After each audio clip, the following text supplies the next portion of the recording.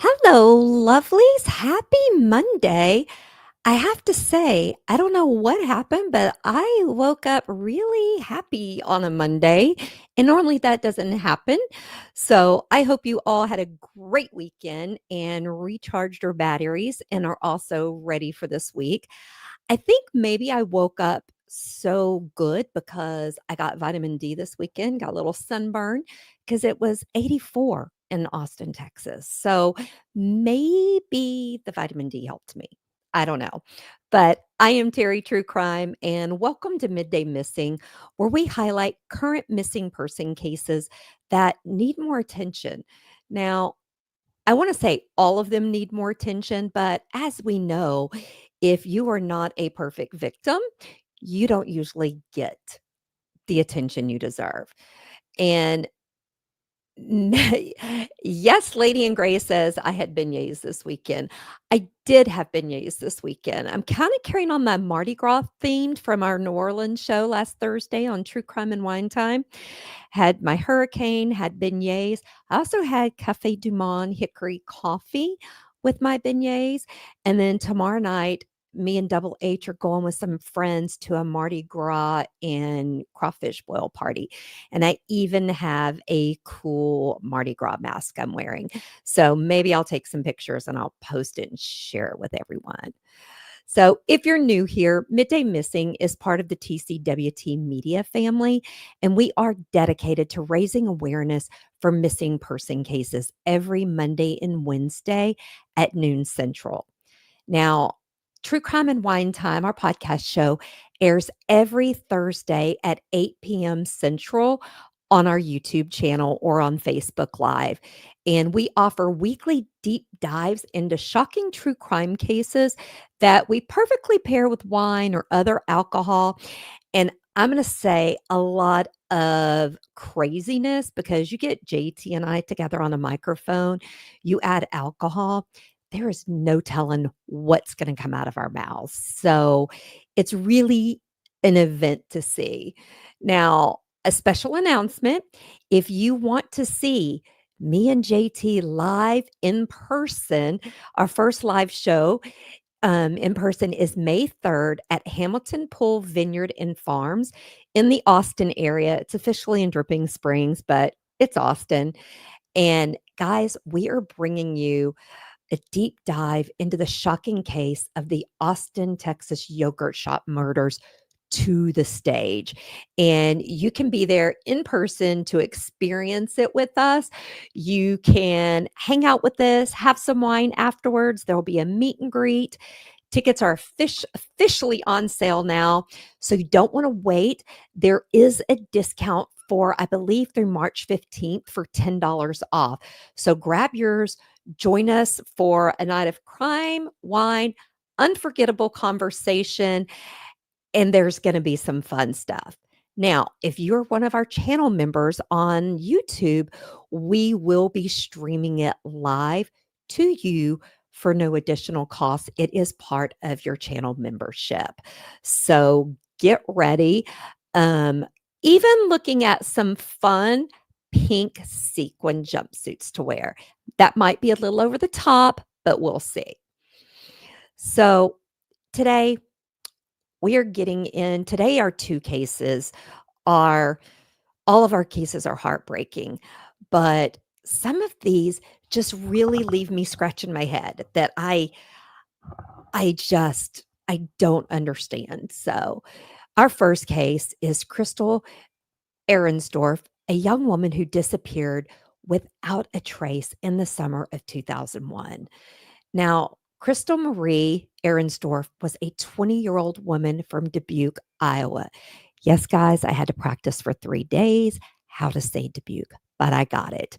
So, Crystal was described as bubbly, outgoing, and full of life, and she was incredibly close to her family and friends. Now, Crystal had big dreams, and her loved ones say she was the kind of person who lit up every room she entered. Guys, I can tell you that has never been said about me.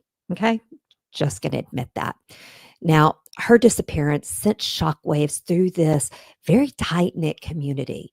So it was the night of July 3rd, 2001, and it started as a fun evening for Crystal. Okay, she started her evening watching fireworks with her friends. And then after leaving the friend's house, Crystal called her boyfriend, who she was going to go and pick up, and they were going to go out, but they got into an argument. So, girl left him at home and went out with her friends to celebrate the 4th of July at Nicker's Saloon in downtown Dubuque. Now, guys, Nicker's Saloon, I hear that. All I think of is people running around wearing knickers. If you don't know what knickers were, we wore knickers back in the 80s. And so I'm just thinking, I guess you could also call them pedal pushers, but I could see, a bunch of people running around in knickers with cowboys boots because it's a saloon. Yeah, I've had too much coffee, sorry. Now, the bar was very lively and it was crowded. And when Crystal's friends were ready to leave, they're ready to leave a little bit before her. They arranged for Crystal to get a ride with a bartender that they were friends with. So Crystal was going to go with Robert Moots to the east side where bars were still open after Knickers closed. However, guys, after Robert finished cleaning up the bar, he went to find Crystal so that they could leave. She was nowhere to be seen. Now, it was later reported that around closing time, Crystal was reportedly seen speaking with two men near the bar, but that Crystal never made it back into the bar. I tried to find more about that, but I couldn't. Okay. I just couldn't. Now, when Crystal failed to return home, her family reported her missing. Now, police did launch a search focusing on Knicker Saloon and the surrounding areas. Witness statements and tips led investigators to interview two specific men that Crystal was last seen with, but they also interviewed several other individuals. Now, these men claimed they dropped Crystal off near her home after the bar closed. However, there was no evidence that confirmed that account. Okay, which makes me wonder, why would she leave with these two men if she already planned to leave with Robert, the bartender? Now, Robert was also questioned because he had served Crystal, who was underage. Now, he was charged with serving a minor and he did plead guilty. Now, he also claimed that he and Crystal had planned to share a cab to East Dubuque, but those plans changed and that Crystal did not leave with them. Now, he was not charged in connection to her disappearance. Guys, once again, I haven't said this in a while, but I can't help but thinking a spaceship didn't just come down and pick her up. Okay. Now, I will say I posted on social media last week with the craziness going on in the world right now. If aliens showed up, I might go with them. As long as they have wine and chocolate, I might go with them and puppies. Now, over the years, numerous searches have been conducted, including one at an area quarry along the Mississippi River, but no physical evidence tied to Crystal or her disappearance has been found. Now, there are several theories surrounding Crystal's disappearance. Some speculate foul play, possibly involving individuals she encountered that night. Others wonder if an accident led to her disappearance, with her remains tragically being unrecovered. Now, a few tips have suggested that Crystal was taken against her will, but none have been substantiated. Now, the case has frustrated both investigators and her family. And guys, despite the best efforts of law enforcement and her community, this case remains unsolved. She's still missing. And Crystal's family continues to advocate for her case. They have kept her memory alive, organizing events and working with authorities to ensure she isn't forgotten. Her mother, Sue, has been vocal and often reminding the public that someone out there knows something. Guys, we hear about it. Just one tip can lead to the final puzzle piece, okay? It can lead them to get the answers they deserved. And her loved ones, that hope of answers has never wavered, okay? They want closure and justice for their daughter, sister, and friend that they lost over 2 decades ago.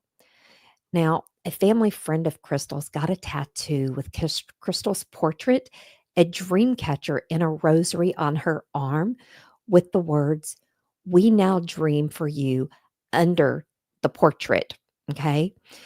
And then a tattoo on the back of the arm that's just sheet music, where she plans to have the words, "Now you may dream again," when Crystal is brought home.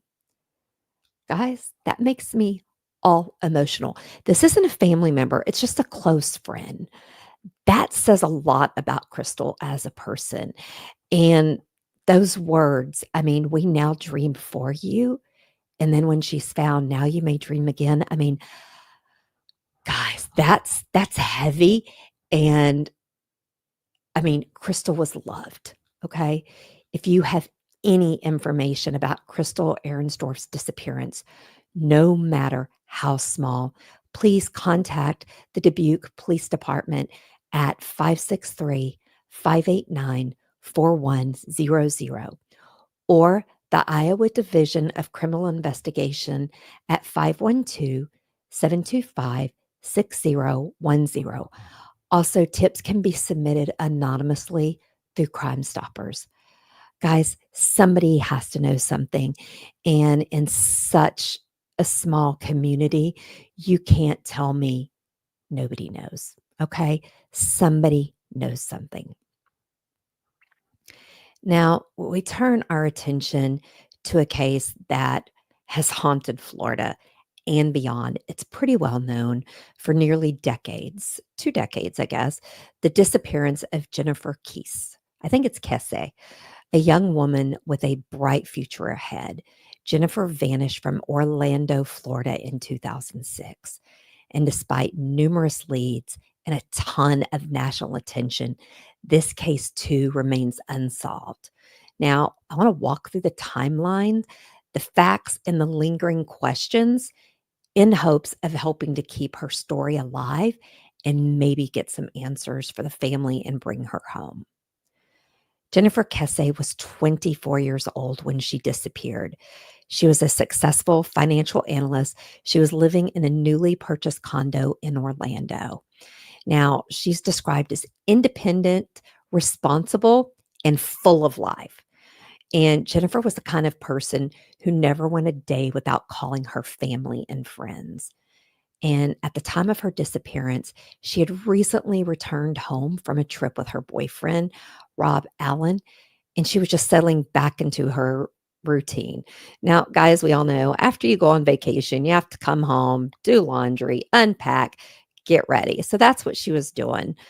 Now, Jennifer chose her condos because it was a gated community with a guard, which made her feel it was a safe place for a single female to live. Guys, I will tell you, even living in a gated community, we cannot let our guards down, okay? Just because there's a guard, it doesn't mean anything. You still have to be diligent. I'm not blaming Jennifer because it sounds like she was, somewhat diligent.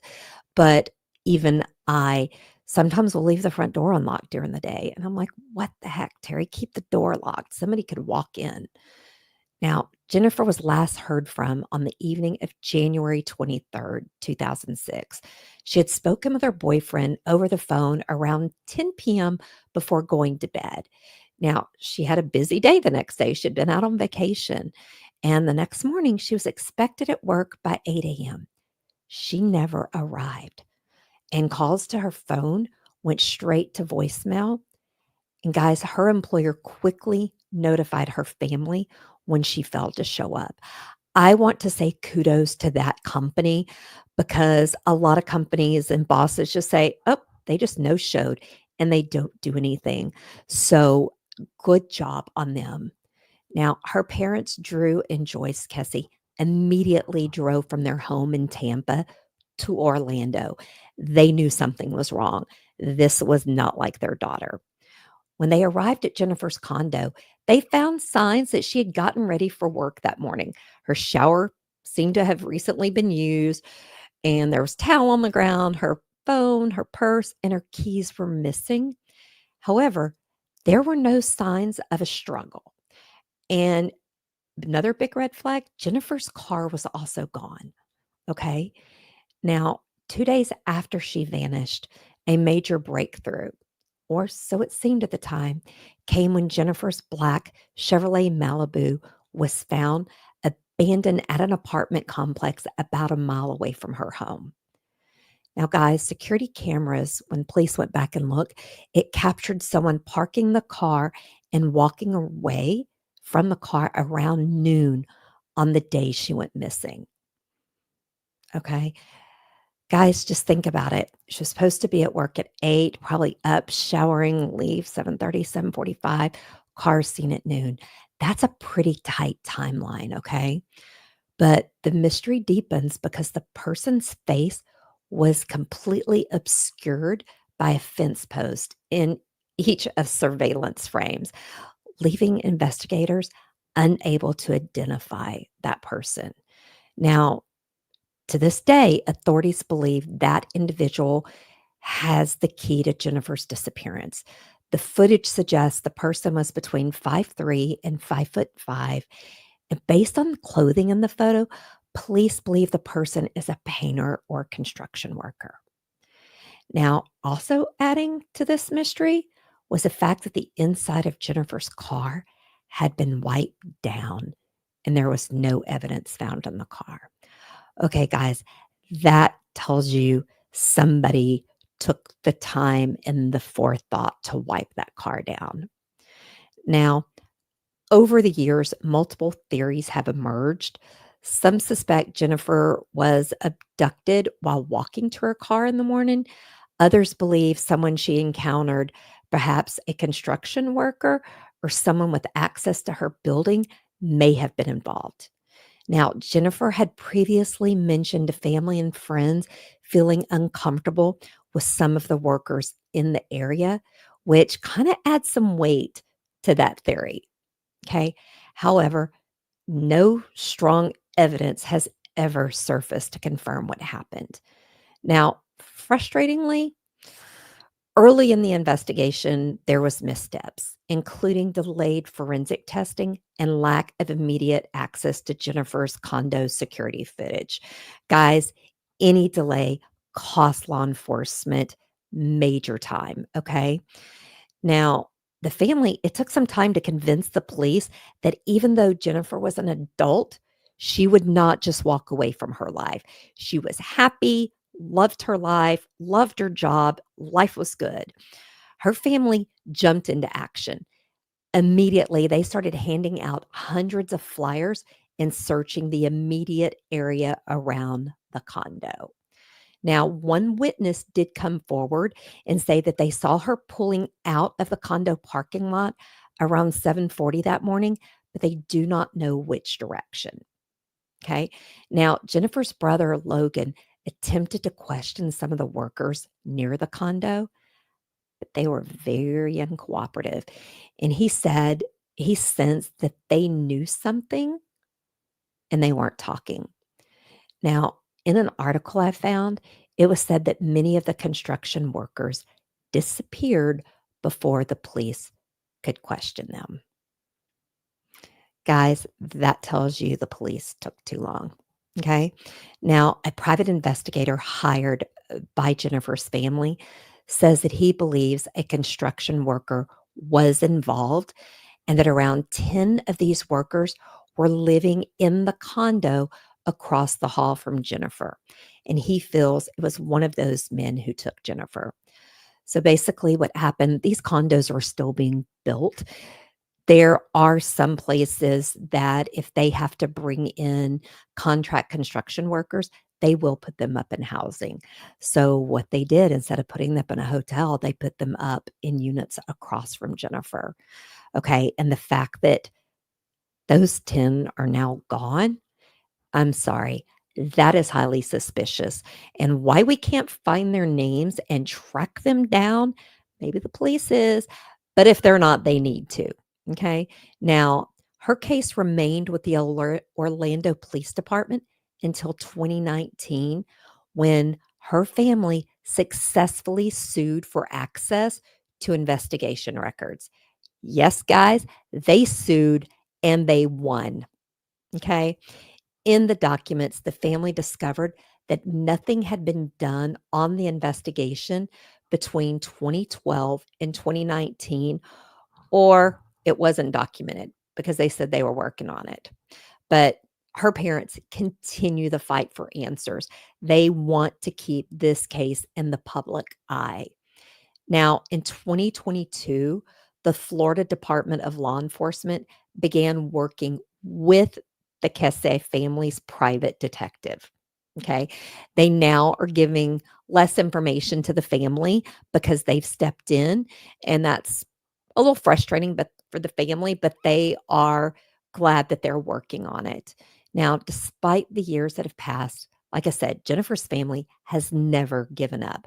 They continue to advocate and push for new leads, and private investigators are still working the case.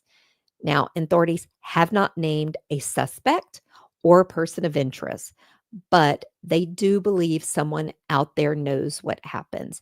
Guys, on that, I want to just say no shit. We know somebody knows, okay? You don't have to tell us that, law enforcement. Sorry to be so sarcastic there, but if you have any information about Jennifer Kesse's disappearance, please contact the Florida Department of Law Enforcement at 407 402 0223, or the family has a tip line at 941 201 4009. Now, guys, remember every detail, no matter how small, can make the difference in solving this case. And remember, guys, Jennifer was a daughter, a sister, a friend, a girlfriend, and a professional with her whole life ahead. She deserves to be found, and she deserves to get justice. So, for my Terry's tip of the day, I wanted to give you tips about when walking to your car, because your safety should always be a top priority. Whether you're leaving your work, whether you're leaving your home, the store, or a night out going back to your car, here are some tips. Always stay alert. Keep your head up. Don't be looking down. Don't be digging in your purse. Avoid distractions like your phone. Guys, if you're talking on the phone, I do that sometimes. I'll say, hey, I'm walking to my car, just letting them know, holding my keys in my other hand. Okay. But scan your surroundings. Have your keys ready. Fumbling for your keys can make you vulnerable. Have them in your hand before you walk out to head to your car. Okay. Now, choose well lit areas and avoid parking next to large vans or cars with heavily tinted windows. Guys, there has been times that the only parking spot that is near is next to what I call a petty van. Guys, I will walk further or keep driving around looking for a parking spot because I'm not going to park next to the petty van. You don't want to park next to a van with dark windows because when you go to get out, they could grab you and pull you in. Okay. Trust your gut. If something feels off, don't ignore it. Okay. Go back to where you came from, return to a safe place, ask for an escort. It is okay to ask someone to walk you to your car. Now, guys, this is one that I am bad about, and I need to do better. Before you get in your car, check the back seat and look under the vehicle. Okay. I forget that because you get in your front seat, somebody's in your back, you're in trouble. Also, once inside, lock your doors immediately and start your car right away. Okay. Don't sit there and scroll on your phone. Lock it and start it. Okay. Now, I would also suggest getting a birdie personal safety alarm to carry. Guys, we're not a paid sponsor. I don't get any money for this, but it is an amazing and effective tool to keep you safe. It is a personal alarm that will go off and get attention. Okay. And once it goes off, it's going off. Where if you try to do the alarm on your car, like mine, it'll only go while I'm holding the button down. Birdie alarm will go until you turn it off. So I mean, you should look at them. They are affordable. I want to say they're $35 and they come in different colors. Okay. So, like I said, not paid for that, but I want everyone to stay safe. One thing I've learned since doing Midday Missing, anyone can go missing. None of us are safe. It can happen at any time, any place. I'm not trying to say the sky is falling, but like when we talked with Heather last week, Ryan's mom, um, it can happen anywhere and to anyone. Lady in Gray says she checks under and in my car in her parking lot. Good. I forget, but do it everywhere, not just your parking lot. Okay. Now, I also want to remind everyone to visit our social media pages. Midday Missing is now on Facebook. Please share Crystal and Jennifer's missing person posters. Guys, getting their image out there, we increase chances that a tip will come in or that they will be found. Okay. Remember, bringing awareness is important. Okay. Getting the word out there. Okay. Let's help the family in that way. Now, I want to thank you all for joining me today. I look forward to seeing you again on Wednesday for our next episode of Midday Missing. And guys, until next time, please stay safe, stay aware, and let's help these families bring their loved ones home. Bye, guys. See you Wednesday.